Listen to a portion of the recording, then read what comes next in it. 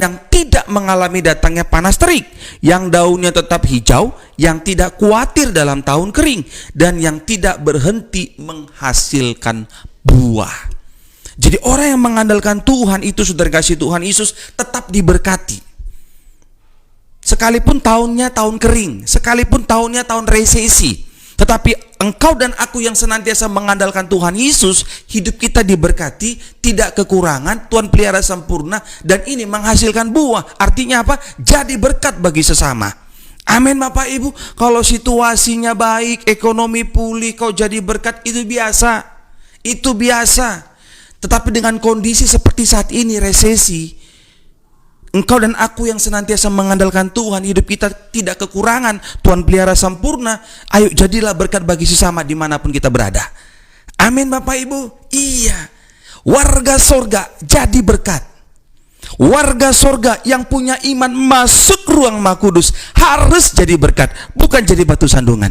Berikan tepuk tangan yang meriah bagi Tuhan Yesus Kristus. Amin Bapak Ibu. Iya, jadi dimanapun kita berada, ayo tetaplah andalkan Tuhan, karena janji Tuhan luar biasa. Yeremia 17 ayat 7, diberkatilah orang yang mengandalkan Tuhan, yang menaruh harapannya pada Tuhan.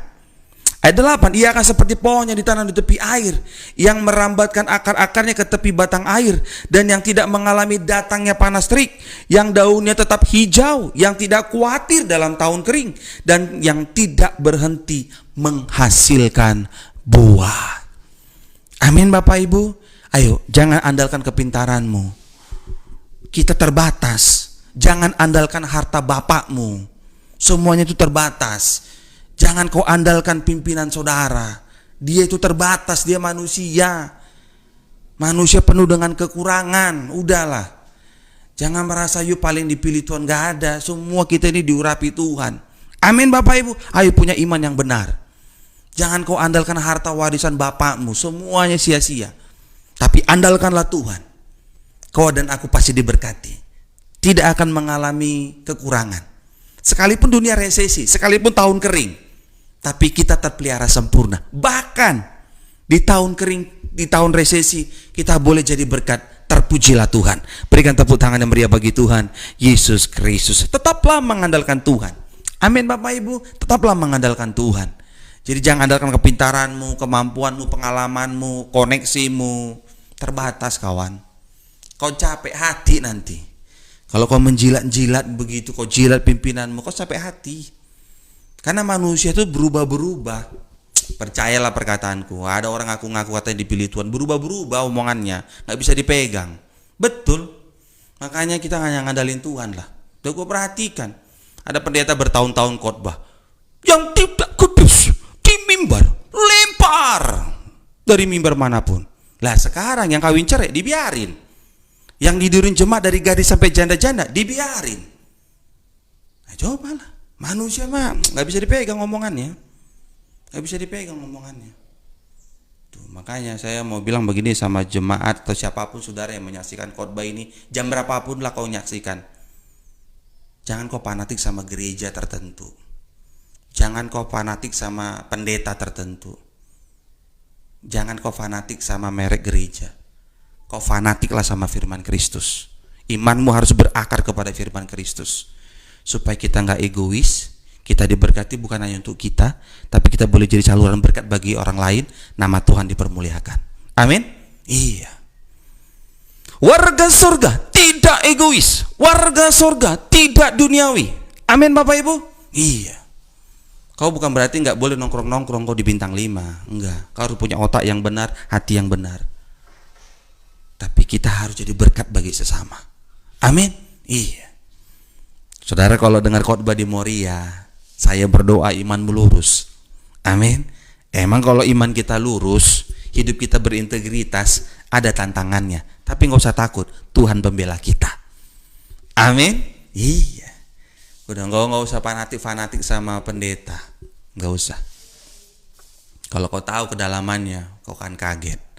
Aku berdoa, jemaat siapapun, setiap nama yang mendengarkan khotbah ini, jam berapapun, ayo Milikilah iman yang benar dalam Kristus. Berakarlah kepada firman Kristus. Lakukanlah firman Kristus. Mintalah bantuan dari Roh Kudus untuk kita boleh menjadi pelaku firman Tuhan. Hidup kita berbuah, hidup kita berdampak. Bukan kita yang dimuliakan, nama Tuhan dimuliakan. Berikan tepuk tangan yang meriah bagi Tuhan Yesus Kristus. Tetaplah mengandalkan Tuhan. Amin Bapak Ibu, diberkatilah orang yang mengandalkan Tuhan, yang menaruh harapannya pada Tuhan. Taruh harapanmu pada Tuhan, bukan sama manusia. Ya kan, saya berani ngomong ini karena saya sudah ngelakuin 1 tahun gereja Bethel Indonesia Jemaat Moriah, persembahan cukup dengan doa. 1 tahun, lebih malah sekarang. Saya nggak pernah menaruh harapan kepada jemaat boro-boro, jemaat lagi susah juga, saudara-saudara tahu sendiri lah. Jemaat Moriah kan masih gereja merintis ini, yang Tuhan kirim, yang Tuhan percayakan kepada saya untuk digembalakan, ya masih merintis. Ada ojek online, ada yang jualan bakmi, kadang rame, kadang sepi, banyakkan sepinya daripada ramenya. Ya kan, masih rumah tangga muda, rumahnya masih ngontrak di sini, begitu.